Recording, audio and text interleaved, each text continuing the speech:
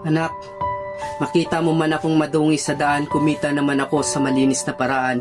Oo, construction lang trabaho ko pero marangal naman ito sa mundong ating kinatatayuan. May mga taong mapanghusga pero dapat tayo ay maging isang matatag dahil dugo, pagod, hirap at pawis ang ating pinaghihirapan. Hayaan mong minamaliit ka ng ibang tao dahil bilang isang construction worker di nila alam kung gaano kahirap ang ating pinagdadaanan. At proud ako dahil meron akong isang marangal na trabaho.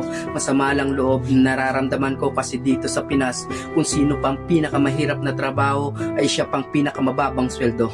Pero darating yung araw na mapuputol din ang paghihirap ko. Kaya anak, pagbutihin mo ang pag-aaral mo. Dugo at pawis ang puhunan ni tatay para gumanda ang buhay mo. Lahat kakayanin ni tatay para sa iyo. Handa kong harapin ang lungkot at panganib dito sa construction worker para mabigyan ka ng magandang kinabukasan. Kahit hindi medalya ang isukli mo anak, diploma lang sapat na.